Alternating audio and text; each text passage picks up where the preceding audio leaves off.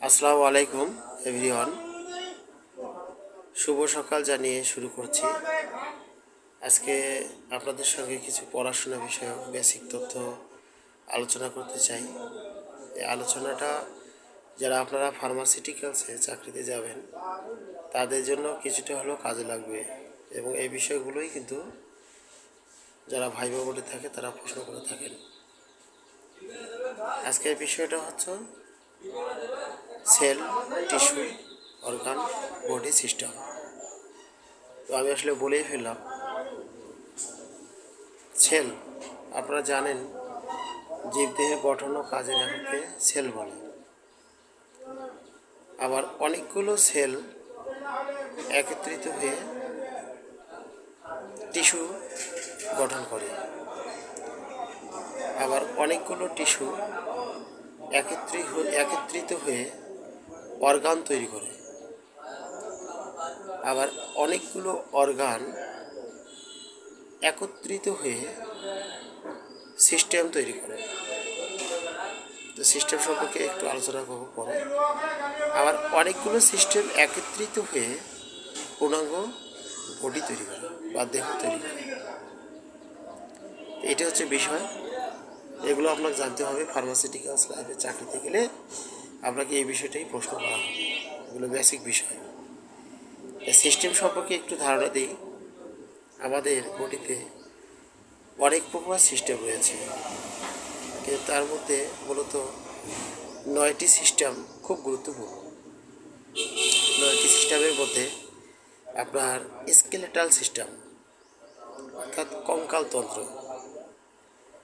তারপরে আসেন respiratory system শ্বসন তন্ত্র, ডাইজেস্টিভ সিস্টেম খাদ্য পরিবহন তন্ত্র, সার্কুলারিটি সিস্টেম রক্ত সংবহন তন্ত্র,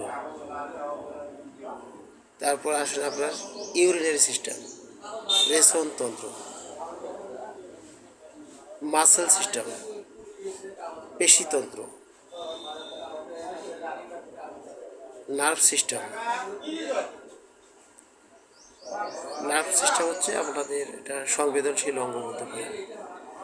যে আপনার কোথাও আঘাত লাগছে, এটা সব নার্ভ কী বলবে, এমআরএনএ মেসেঞ্জার রাইবোনিউক্লিক অ্যাসিড পৌঁছা দেবে কোথায়, আমাদের মাস্টার গ্ল্যান্ডে অর্থাৎ পিটুইটারি গ্ল্যান্ডে, মস্তিষ্কের পিটুইটারি গ্ল্যান্ড এটাকে কি সংবেদন করবে যে কোথায় কী ঘটছে। তারপরে আপনার আছে রিপ্রোডাক্টিভ সিস্টেম প্রজনন তন্ত্র, এন্ডোক্রাইন সিস্টেম নালীবিহীন তন্ত্র।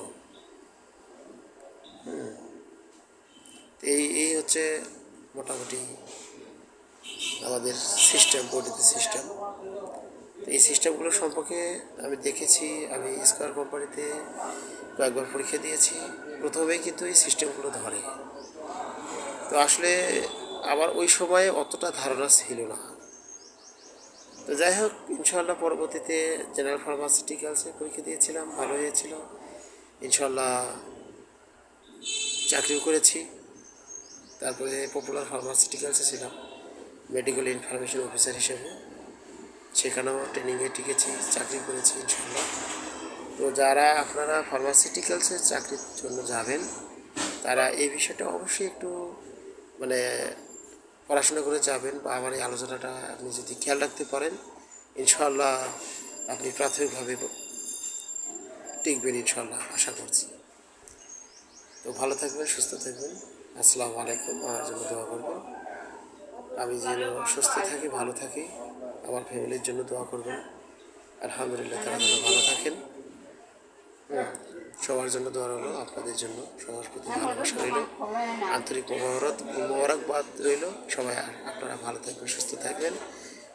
সবাই সবার প্রতি ভালোবাসা রেখে আজ শেষ করছি। আসসালামু আলাইকুম ওয়া রাহমাতুল্লাহি ওয়া বারাকাতুহু।